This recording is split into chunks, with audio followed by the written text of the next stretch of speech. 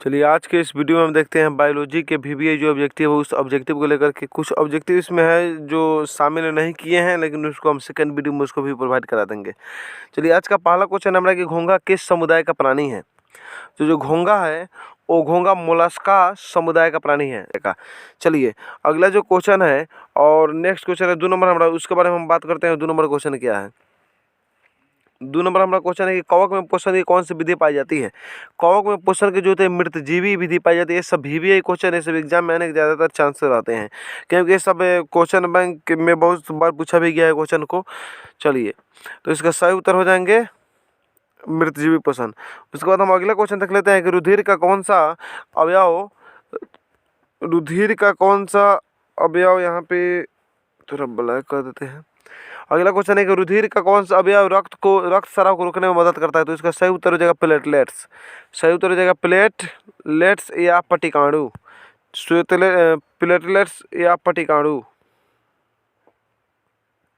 चलिए उसके बाद जो अगला हम लोग का क्वेश्चन है वो है कि इनमें कौन है जीवाणु जनित रोग नहीं है। तो जो मासा होता है वो जीवाणु जनित रोग नहीं होता है, क्योंकि मासा ऐसे ही व्यक्ति को हो जाता है, तो जीवाणु जनित रोग नहीं होता है। ठीक है, अगला क्वेश्चन उसके बाद हम देखते हैं कि सामान्य अनुशीतलन, यहाँ पे अनुशीतलन होना चाहिए, गलत टाइपिंग हो गया। सामान्य अनुशीतलन रक्तदाब कितना होता है। तो वो होता है 80 mm, क्योंकि एक स्वस्थ व्यक्ति का रक्तचाप जो होता है वो 120/80 होता है। ठीक है, 120/80 होता है रक्तचाप।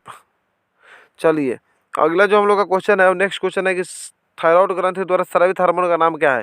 जो थायराइड ग्रंथि से निकलता है उसी में उसका नाम है थायरोक्सिन। थायराइड से निकलेगा थायरोक्सिन, थायरोक्सिन निकलता है थायराइड से। चलिए उसके बाद हम अगले क्वेश्चन पर ध्यान देते हैं थोड़ा। अगला क्वेश्चन है कि भोजन का पाचन किस प्रकार की अभिक्रिया है।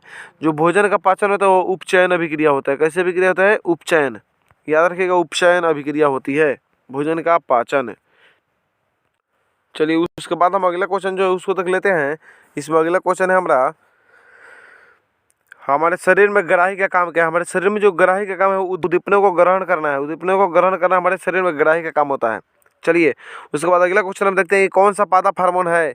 देखिए जिब्रेलिन भी पादप हार्मोन है, साइटोकाइनिन भी पादप हार्मोन है। ठीक है, और एथिलीन एक आता है, एसिटिलीन या एथिलीन, वो भी है जो पादप हार्मोन में ही आते हैं, क्योंकि वो सब फल पकाने वाले हार्मोन होते हैं। वो जो एथिलीन होते हैं वो फल पकाने वाले हार्मोन में आते हैं। तो इस क्वेश्चन का आंसर हो जाएगा कि इनमें कौन पादप हार्मोन होता है। साइटोकाइनिन भी जगह जिब्रेलिन भी होता है। चलिए और क्वेश्चन देखते हैं। और क्वेश्चन अगला हमारा है कि दो तंत्रिकाओं के मध्य खाली स्थान को क्या कहते हैं। जो दो तंत्रिका होता है उसके बीच में, तंत्रिका को इसका होता है जो तारा के आकार का होता है, और इसके बीच में जो खाली होते हैं, इस तरह से जो खांचा खाली होते हैं उसको हम कहते हैं सिनेप्स। इस तरह के जो रहते हैं उसको सिनेप्स बोलते हैं, सिनेप्स, यहाँ पे ध्यान रखना चाहिए। चलिए अगला क्वेश्चन जो है वो है कि अनुकूल संगति किस पौधे पर प्रमाणित की जाती है। अनुकूल जो संगति होती है छुई मुई के पौधा पर की जाती है। किस पौधा पर? छुई मुई के पौधा पर। उसके बाद जो अगला क्वेश्चन है वो है कि मनुष्य में आयोडीन की कमी से कौन सा रोग होता है। मनुष्य में आयोडीन की कमी से घेगा रोग होता है, जिसमें व्यक्ति को घेग लटक जाता है, तो मांस फूल जाता है गले की। चलिए अगला जो क्वेश्चन है हमारा का वो है कि मनुष्य में चीनी के पाचन में कौन सा हार्मोन सहायक होता था। चीनी के पाचन में जो होता है इंसुलिन हार्मोन सहायक होता है। कौन सा हार्मोन? इंसुलिन, जो मधुमेह रोग होता है जिसके कारण, जिससे कमी से हो जाएगा मधुमेह रोग। इंसुलिन की यदि कमी होता है शरीर में तो हो जाएगा और मधुमेह रोग। तो इसलिए मधुमेह रोग को व्यक्ति को इंसुलिन की सुई दी जाती है। अगला है कि इंसुलिन की कमी से कौन सा रोग होता है। देखिए यहाँ पे क्वेश्चन अभी क्या है कि इंसुलिन की कमी से कौन सा रोग होता है। तो मधुमेह, मधुमेह को कहते हैं डायबिटीज। डायबिटीज का मतलब होता है कि वो शुगर की बीमारी। चलिए अगला जो क्वेश्चन है कि रक्त में आयरन की कमी से कौन सा रोग होता है। तो रक्त में आयरन की कमी से एनीमिया होता है या रक्त अल्पता उसको बोलते हैं।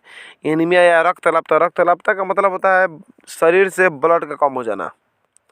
एनीमिया में से वही उसी को हिंदी में एनीमिया बोलते हैं हम लोग। चलिए अगला क्वेश्चन है कि थायरोक्सिन का स्रावन कहाँ से होता है। थायरोक्सिन जो स्रावित होता है, थायरोक्सिन वो निकलता है थायराइड ग्रंथि से। कहाँ से? थायराइड ग्रंथि से। चलिए यहाँ पे क्वेश्चन अगला हम लोग का कि बहुविकल्पीय प्रश्न इसमें दिए गए, ठीक है, लेकिन हम उसको आंसर वहाँ पे बगल में दे दे रहे हैं ताकि आप लोग को टाइम कम लगे और अधिक से अधिक क्वेश्चन कर पाएँ। यही मेरा मेन मकसद है। अगला क्वेश्चन है कि स्वपोषी पोषण के लिए क्या आवश्यक है। स्वपोषी पोषण के लिए आवश्यक है कार्बन डाइऑक्साइड, क्लोरोफिल, सूर्य का प्रकाश आदि। ठीक है, इनमें सभी ऑप्शन रहते हैं, इनमें सभी लगा देने, इनमें सभी रहेंगे डी नंबर ऑप्शन पर, इनमें से सभी लगा देने टिक को। ये वीवीआई क्वेश्चन है, सब ध्यान दीजिएगा इसको सब क्वेश्चन पर। अगला जो क्वेश्चन है वो है कि मस्तिष्क किस लिए उतरता है। मस्तिष्क जो उतरता है शरीर का संतुलन बनाने के लिए है, हृदय स्पंदन के लिए है और सोचने के लिए है। जो हम लोग का दिमाग, मस्तिष्क को दिमाग कहते हैं, ठीक है, ब्रेन। चलिए अगला है कि बीज रहित फलों को बनाने को क्या कहते हैं? बीज रहित फल को बनाने के लिए हम अनिषेक फल कहते हैं, उसको क्या कहते हैं? अनिषेक फल कहते हैं। बीज रहित जो फल होता है उसको बनने को क्या कहते हैं? अनिषेक कहते हैं। बीज रहित फल को बनने को क्या कहते हैं? अनिषेक कहते हैं। अगला जो क्वेश्चन है वो है कि कौन अंतःस्रावी और बाह्यस्रावी ग्रंथि जैसा कार्य नहीं करता है? तो ये हो जाएगा पीयूष ग्रंथि। पीयूष ग्रंथि जो होता है अंतःस्रावी और बाह्यस्रावी ग्रंथि जैसा काम नहीं करता है। उसके बाद जो हम लोग का अगला क्वेश्चन है कि कौन है अंग समृद्धग्राही नहीं है? देखिए यहाँ पे गलत टाइपिंग हो गया है, यहाँ पे होना चाहिए संवेदग्राही। तो दिमाग जो है संवेदग्राही नहीं होता है। चलिए इसके बाद जो अगला क्वेश्चन हम लोग का है और 22 नंबर जो क्वेश्चन है कि पादप में पाया जाने वाला वृद्धि हार्मोन कौन सा हार्मोन है? जो पादप का मतलब होता है पेड़ पौधा को जो आगे की तरफ बढ़ाता है तेजी से, क्योंकि पेड़ पौधा में तेजी से बढ़ाने वाला हार्मोन पाया जाता है और वो हार्मोन का नाम है जिब्रेलिन। उसी प्रकार मनुष्य में भी पाया जाता है, लेकिन मनुष्य में जो पाया जाता है उसका नाम अलग रहता है, लेकिन जो पादप में होता है उसका अलग रहता है। तो पादप में जो पाया जाता है उसको जिब्रेलिन कहते हैं, ठीक है। चलिए अगला क्वेश्चन है कि स्त्री केसर का आधारीय भाग को क्या कहते हैं? तो स्त्री केसर का आधारीय भाग जो होता है उसको हम लोग अंडाशय बोलते हैं। क्या बोलते हैं? अंडाशय। चलिए अगला क्वेश्चन यहाँ पे है कि शुक्राणुओं का मोचन कहाँ होता है?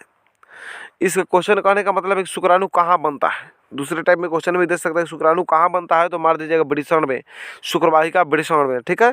चलिए वहाँ पे ध्यान दीजिएगा शुक्रवाहिका भी ऑप्शन में रहता है, शुक्रवाहिका। अंडवाहिनी मत मार दीजिएगा, शुक्रवाहिका रहता है। उसके बाद अगला क्वेश्चन है कि नर युग्मक और मादा युग्मक के संलग्न को क्या कहते हैं? इसके संलग्न को हम लोग निषेचन कहते हैं, ठीक है। चलिए निषेचन के द्वारा यानी रिप्रोडक्शन इसको बोला जाता है, हम लोग प्रजनन भी कहा जा सकता है उसको।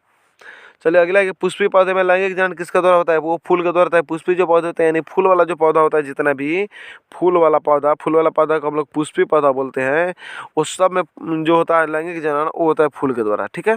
चलिए क्योंकि उसमें जब हवा बहता है तो हवा जब वहाँ पे बहने लगता है उसके बाद टकरा करके उसमें लैंगिक जनन हो जाती है। अगला जो क्वेश्चन है वो है कि हाइड्रा में प्रजनन की कौन सी विधि पाई जाती है? तो हाइड्रा में प्रजनन की मुकुलन विधि पाई जाती है और अमीबा में द्विखंडन विधि।